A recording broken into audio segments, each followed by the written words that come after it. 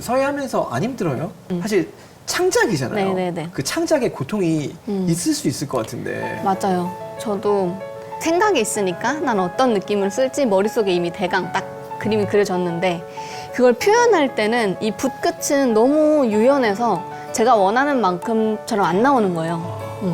그러다 보면은 처음엔 조금 망했다, 이거 어떡하냐, 이거 또 종이 버렸네 라고 생각을 하다가도 그게 계속 반복되면 그 안에서 그 아이들이 보여주는 모습들이 또 있더라고요. 그래서 사실 처음에 생각했던 것과 끝이 굉장히 다른 부분으로 나올 때도 많지만 그 나름대로 그 안에서도 또 새로운 걸 찾고 하는 그런 창조적인 직업인 것 같습니다. 끊임없이 가치를 찾아내야 되는 네네네. 거고 그 안에서 끊임없이 고민해야 되는 거고 그 연결해서 좀 물어보면 사실 스타트업이라는 것도 하얀 종이에 뭔가 참 써나가는 과정들이 있는 것 같은데 뭔가 지금 창업을 하고 스타트업 하는 과정 가운데 쉽지만은 않잖아요. 네. 어떤 부분이 제일 내가 신경 쓰고 요즘 좀 고민하고 이런 부분을 내가 좀 더 잘해야겠다라고 하는 게 어떤 게 있고 또 그런 어려움 가운데 어떻게 좀 나를 지키는지. 저는 좀 성격이 좀 완벽주의적인 성향이 저도 몰랐는데 있더라고요. 그래서 어떤 서비스를 이제 만들 때 전 처음부터 끝까지 베스트 시나리오를 쫙 만드는 것 같아요. 네. 그렇게 하다 보니까 때로는 팀이 힘들 때가 있어요. 제 성향 때문에. 처음부터 크게 할 게 아니라 스타트 스몰, 그다음에 스케일 패스트를 해야 되는데 제가 너무 큰 비전부터 먼저 만들 때가 많았던 것 같아요, 사실은. 그랬는데 제가 많이 깨졌죠, 그게. 같이 커뮤니케이션 하면서 제가 많이 잘못했다라는 생각이 많이 들었고 저 때문에 이제 직원들이 힘든 것도 제가 많이 봤어요. 그러면서 제가 지금은 제가 하고 싶었던 게 이만큼이라면은 정말 할 수 있는 것부터 이제 하고 있습니다. 되게 좋은 변화라고 보이는 부분들이 개인의 성숙으로 다가왔고 네. 또 그런 과정들 속에서 사실 보람된 일도 되게 많잖아요. 네. 특별히 어떤 게 제일 스타트업 하면 그래도 다른 데보다 이게 되게 보람돼? 어떤 게 있어요? 사실 저희 서비스가 이제 런칭된 지는 사실 얼마 되지 않았고요. 아직 많은 사람들이 모르고 있어요. 어떻게 아신 분이 찾아오신 거예요. 어떻게 이런 UX를 설계를 했고, 어떻게 이런 디자인을 했고, 어떻게 이런 생각을 했는가. 콜라보 같은 거를 같이 해보고 싶다 하시면서 계속해서 많은 연락이 오시거든요. 그런 분들 뵐 때 굉장히 좀 뿌듯함을 많이 느끼고, 그리고 저희가 이제 영상 서비스다 보니까 저희가 사례를 만들잖아요. 처음부터 많은 입점사들이 들어오기는 쉽지가 않단 말이죠. 그래서 저희가 직접 영상을 기획을 하고 촬영을 하고 그걸 편집까지 다 하거든요. 그런 부분들을 보시고 또 바로 의뢰를 해주시는 분들도 굉장히 많아요. 네. 그럴 때 제가 그쪽에 그렇게 전문 지식이 있었던 건 아닌 것 같은데 제가 지금까지 해왔던 것들이 하나하나 융합이 돼서 하나도 버릴 게 없었다는 생각이 많이 들거든요, 저는. 네. 그러면 이제 좀 더 깊게 네. 한두 가지만 더 물어보면 좋을 것 같은데 이런 서예가로 기억에 남고 싶다. 이런 사회. 되게 어려운 질문이지만 네, 그렇죠. 이정화라는 사람은 이런 서예가라 라고 사람들이 이렇게 얘기해 줬으면 좋겠다. 어떤 게 있어요? 이정화는 세상을 따뜻하게 바꾸려고 많이 노력한 서예가다. 사실 세상은 그렇게 따뜻하지는 않거든요. 그렇죠. 근데도 저는 이제 제일 머릿속에 마음속에 그리고 머릿속에 계속 담고 있는 게 세상은 아름다워. 그렇지만 사람들이 아직 모르는 거야 라는 거를 좀 갖고 있어요, 그냥 내면에. 그래서 또 누군가 보기에는 너 그렇게 순진하게 세상 그렇게 쉽지 않아 라고 하는데 저는 그런 어린 아이 같은 생각들, 순수한 마음들이 있어야 예술가라고 저는 생각을 하거든요. 그래서 그렇게 작은 꽃잎을 보면서도 너무 예쁘다라고 말하는 게 정말 오글거리는 게 아니라 정말 예뻐서 예쁘다고 말하는 아이처럼 그런 순수한 마음을 계속 가지면서 세상은 정말 따뜻하구나 라는 걸 좀 알려주는 서예가가 되었으면 좋겠어요. 멋있네요.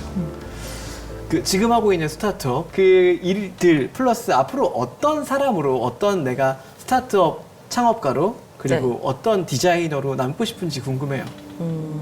일단은 계속해서 이제 변화하는 세상에 맞게 제가 그 트렌드를 계속 파악을 하고 더욱더 사용성이 좋은, 더욱더 편리한, 그리고 재미있는 그런 어플리케이션, 서비스들을 만드는 게 저의 목표고요. 그리고 함께 일하는 사람들이 정말 계속 다니고 싶은 회사를 만들고 싶어요, 저는.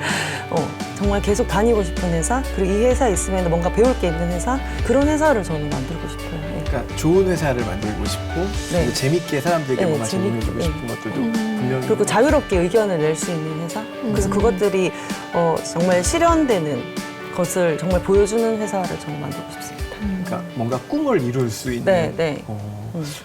그냥 요거는 이제 청소년들 네. 지금 이 영상을 보고 있는 친구들이 사실 본인의 꿈을 향해서 매일매일 또 열심히 움직이는 친구도 있을 거고 어떤 친구들은 그냥 꿈을 찾는 친구도 있을 거고 네. 어떤 친구들은 사실 꿈 때문에 실패하거나 좌절하는 친구도 있을 거고 그런 친구들에게 내가 사회가로서 내가 정말 크리에이티브 디렉터 그리고 스타트업 창업자로서 이런 얘기를 좀 해주고 싶다라고 하는 게 어떤 게 있는지 궁금해요. 어떤 게 있어요, 서예가님은?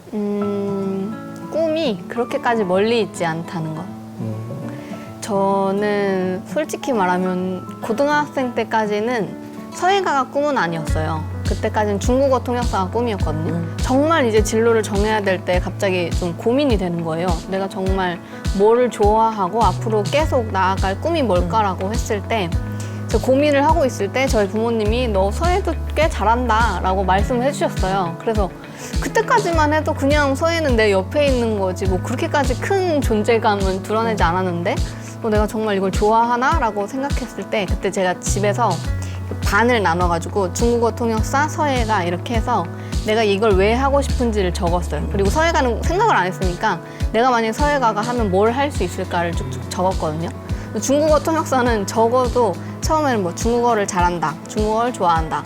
그냥 나중에 중국 사람이랑 얘기 잘했으면 좋겠다. 그리고 통역사니까 그리고 정장 쫙 빼입고 옆에서 딱 얘기하는 그 모습이 예쁘다. 이런 거밖에 없었던 거예요. 근데 서예가는 이걸 통해서 정말 아까 세계 일주 꿈도 꿨었고 그 다음에 사람들한테 많은 사람들이 이걸 가지고 알려줬으면 좋겠다.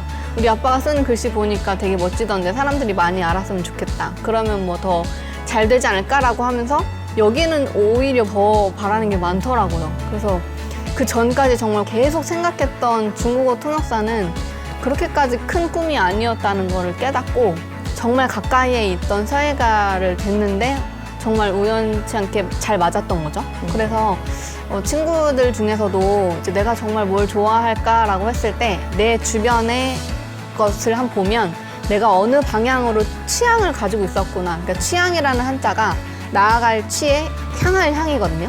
그러니까 내가 뭘 위해서 나아가고 내가 뭘 취했는지 뭘 향했는지를 볼 수 있으니까 내가 취향으로 생각했던 것들을 하나하나 엮으면 그게 꿈이 이루어질 수 있다는 생각이 듭니다. 멀지 않고 네네. 그리고 사실 한번 적어보는 것도 되게 의미가 네, 있는 맞아요. 일이었던 것 같아요. 인생에서 선택을 해야 될 길이 많은데 막연하게 이게 좋아 보여 라고 하는 것도 사실 실상 적어보면 그렇지 않을 수도 네, 있는 것도 맞아요. 있고 이게 되겠어 했는데 사실 그게 매우 현실적인 네, 네, 것이 있을 수도 있고 그걸 한번 고민해보고 적어보는 시간들을 갖는 게 되게 중요하겠네요. 어때요? 친구들에게 한마디 해준다면 너무 정해놓지 않았으면 좋겠다는 생각? 너무 정해놓은 친구들 보면 그것이 성취되지 않았을 때 굉장히 좌절감을 많이 느끼는 걸 저는 많이 봤거든요. 근데 정해놓지 않고 그것에 좀 일단 재미를 붙이는 게 가장 중요하다는 생각이 들어요, 저는. 계속 재미를 붙이다 보면은 그게 내가 잘하는 게 아니더라도 재미를 붙이려고 노력을 하면 그게 어느 날 잘하는 게 되어 있는 날이 와 있더라고요. 저는 이제 예술을 좋아하고 그림 그리는 걸 굉장히 좋아하는 학생이었는데 이제 산업 디자인과 가니까 또 문제를 계속 파악을 하고 이 문제를 어떻게 개선할 것인가. 그래서 그거를 그 방법론을 배우고 막 이러니까 저는 그게 굉장한 스트레스로 많이 다가왔었거든요. 왜 나는 그림을 좋아하는 사람이었는데 왜 이런 거 배워야 하지라는 생각을 많이 했던 것 같아요. 그래서 차라리 저는 좀 철학적인 거, 그 인문학적인 그런 거를 좀 하고 싶었는데 막상 제가 생각했던 거와 좀 다른 부분들을 저 문제 해결 능력 너무 이렇게 가버린 것 같으니까 좀 많은 스트레스가 있었고 나 좀 맞지 않나라는 생각들을 많이 했었던 것 같거든요. 그랬는데 못할 것도 없다라는 생각을 좀 했어요, 제가. 제가 굉장히 좀 존경하는 언니가 있어요. 존경하는 언니가 있는데 박신영이라고 그 기획의 정석이라는 굉장히 그 베스트셀러 작가신데 저한테 굉장히 논리적인 사고를 하는 방법들을 가르쳐 주셨거든요. 그래서 어떻게 문제를 해결하고 그것들을 어떻게 조직화시키고 논리를 전개해 나가는지 어떤 결론을 도출하는 것까지 많은 도움을 저한테 줬었어요.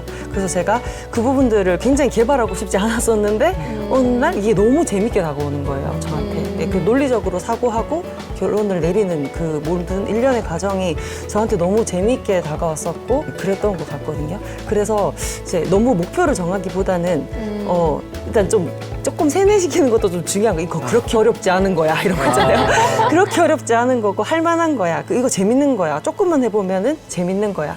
이게 되게 중요하다는 생각을 저는 하고 있어요. 네. 맞아요. 사실은 뭔가 크리에이트 한다는 네. 게 사실 쉽지만은 않죠. 네.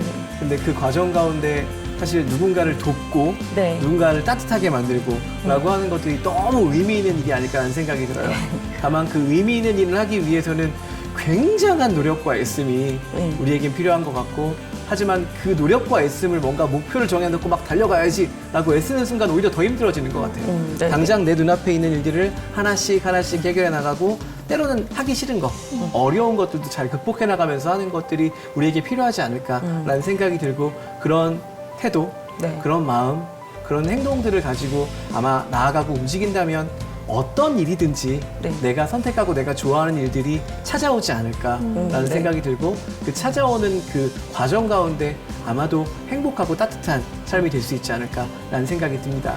오늘 두 분과 함께 이야기하면서 결국은 우리가 가야 할 길을 가는 것들은 하루하루의 삶에 최선을 다하는 것이고 결국 우리가 그 가야 하는 길의 끝은 보이지 않지만 내 눈앞은 보이니까 그 길들을 잘 걸어가는 것이 중요하지 않을까라는 생각을 한번 해봅니다. 애쓰셨고요. 함께 해주셔서 진심으로 감사드립니다. 감사합니다.